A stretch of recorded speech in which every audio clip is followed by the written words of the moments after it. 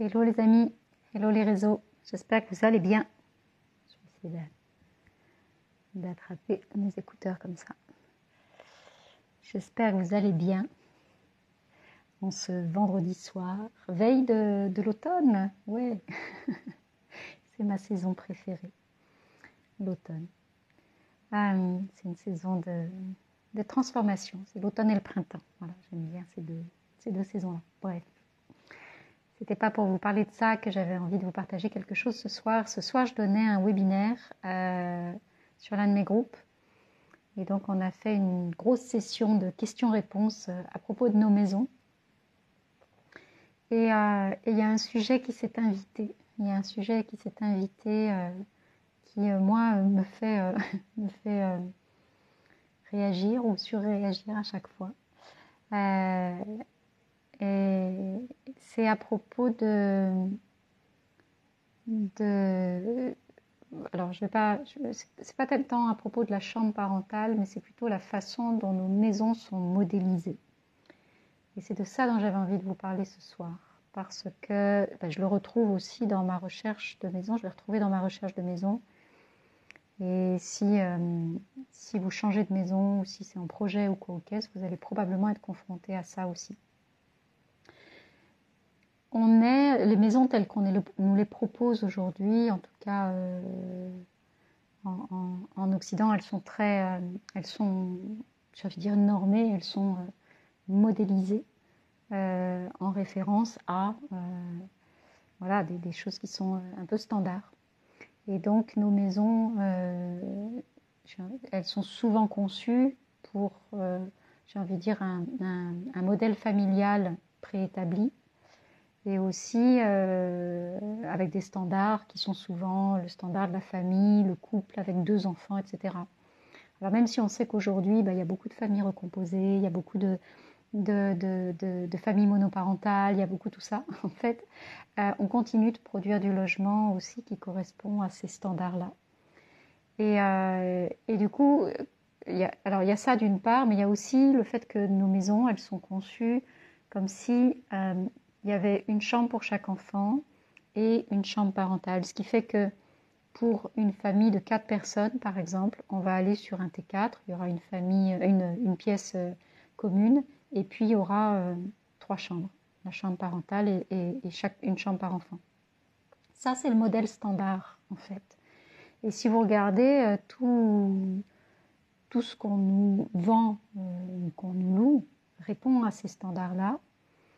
Et nous, on valide ça comme si c'était aussi le modèle dans lequel il fallait qu'on fasse rentrer notre famille, dans lequel il faudrait qu'on fasse rentrer notre foyer. Donc ce modèle-là de une chambre pour chaque enfant et une chambre commune pour les parents, j'ai envie de dire qu'on n'en parle même plus, on ne discute pas, c'est comme si c'était universellement acquis. Mais en fait, pas du tout. Il y a plein d'autres façons d'habiter. Et moi, je remets ça en question vraiment parce que je vois plein d'endroits, ou plein de foyers en tout cas, où on s'est donné beaucoup de mal et on a fantasmé et on a œuvré et on a investi pour avoir cet endroit où les enfants allaient enfin avoir leur chambre chacun. Et une fois qu'on déménage dans cet endroit-là, finalement les enfants, on se rend compte qu'ils adorent dormir ensemble et donc ils vont continuer de dormir ensemble et il va y avoir une pièce orpheline. Ça, je le vois extrêmement fréquemment. Donc en fait, on regarde pas véritablement nos besoins, ou quels sont les besoins de nos enfants, ou quels sont les besoins de notre foyer, ou qu'est-ce qu'on a envie de vivre en fait. Comment nos enfants interagissent entre eux, et on achète des standards. Et on se rend malheureux avec ça. C'est-à-dire que moi, je rencontre aussi dans ma clientèle des parents, alors des mamans surtout, qui culpabilisent beaucoup parce qu'il n'y a pas une chambre pour chacun des enfants. Comme si les enfants allaient être malheureux ou comme si le parent n'était pas à la hauteur, parce qu'il ne propose pas ce standard à ses enfants. Mais c'est un standard en fait. Donc regardez, nos enfants, ils ne réclament pas forcément ça. Ils ne réclament pas forcément ça.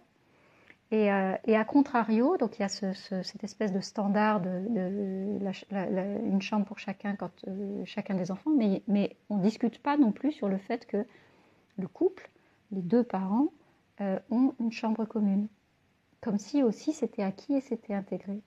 Alors, là aussi, moi je remets ça en question. Et c'est pas une question j'entends déjà les réactions parce que je les ai parfois en direct, mais ça n'a rien à voir avec du désamour ou avec de la tension ou avec du conflit dans le couple. Bien au contraire, en fait, dans la maison, on a tous besoin d'avoir un endroit à nous.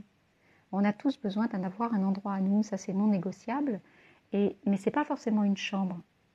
C'est pas forcément une chambre. En revanche, quand on met les deux adultes dans la même chambre et que la maison ne prévoit pas, j'ai envie de dire, une pièce individuelle pour chacun, un espace, même un petit espace, il y a un moment où l'un ou l'autre des adultes va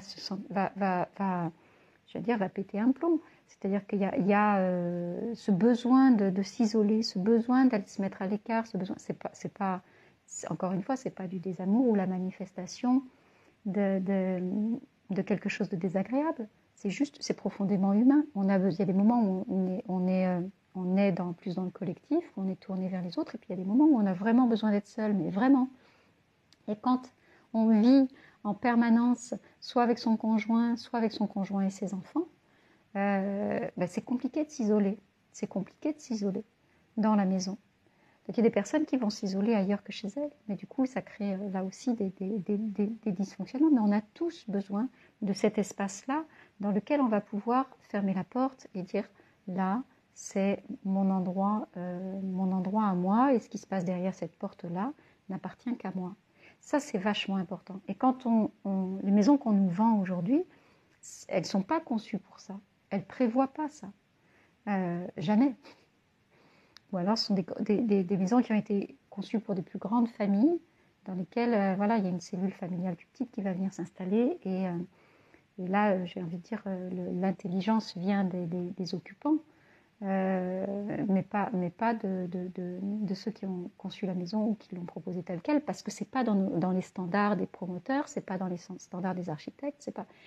Mais cet espace individuel, personnel, on en a tous besoin. Ça ne veut pas dire que c'est une chambre pour chacun de nos enfants.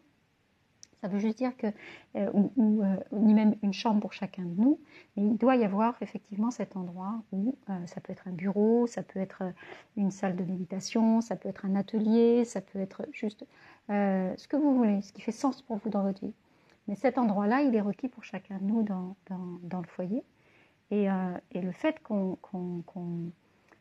ne permette pas ça au couple, moi je trouve que c'est vraiment c'est pas honorer effectivement l'individu dans le couple. C'est-à-dire que on suppose que les adultes, en tout cas les parents ou le couple, fusionnent à chaque instant voilà, qu'il n'y a pas ce besoin-là. Mais encore une fois, il est profondément humain, et la maison devrait être cet espace de ressourcement pour chacun de nous. La maison devrait permettre ça. Elle devrait permettre effectivement de pouvoir se retrouver dans la cellule familiale, qui c'est cet endroit, ce cocon où on se sent tellement bien avec son conjoint et ses enfants, mais aussi cet endroit où on a aussi la capacité de s'isoler, aussi la capacité d'être avec soi-même. Si on est toujours hyper sollicité au sein de la maison parce qu'on n'a pas d'endroit pour soi et qu'on ne peut pas fermer la porte, c'est épuisant pour l'organisme. Donc la maison, dans ces cas-là, elle remplit pas sa fonction de ressourcement, qui est une des fonctions fondamentales de la maison. On doit pouvoir venir recharger ses batteries. Et recharger ses batteries, c'est pas toujours dans du collectif. Même si on aime son conjoint, j'ai envie de dire surtout si on aime son conjoint et surtout si on aime ses enfants, ça n'a rien à voir.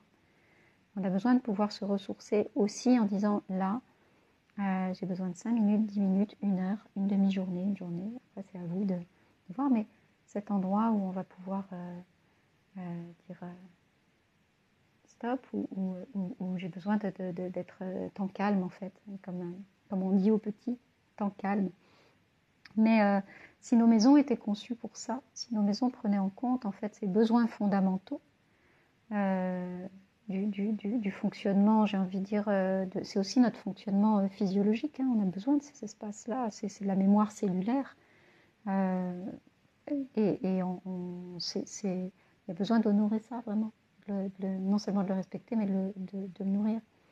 Donc voilà, avis aux architectes et aux promoteurs, comment créer ces espaces-là dans nos maisons, dans nos futures maisons.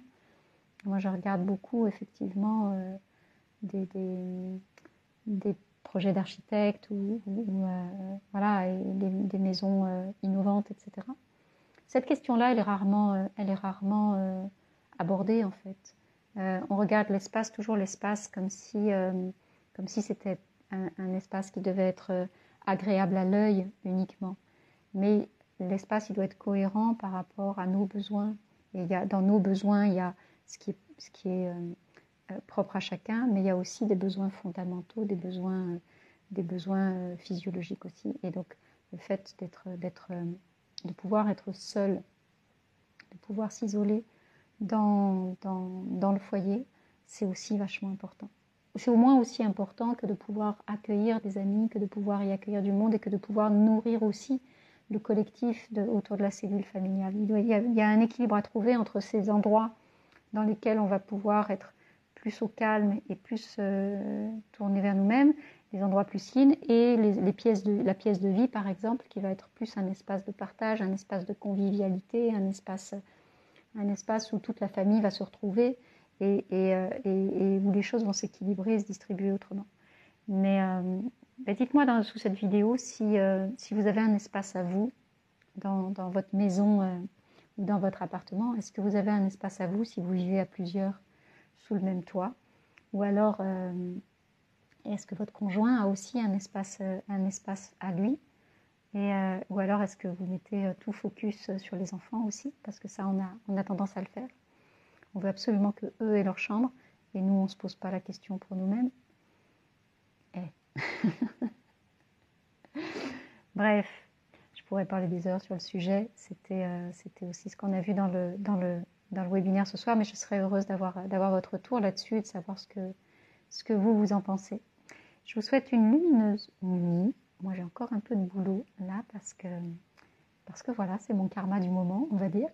Et puis on se retrouve demain. Je vous embrasse.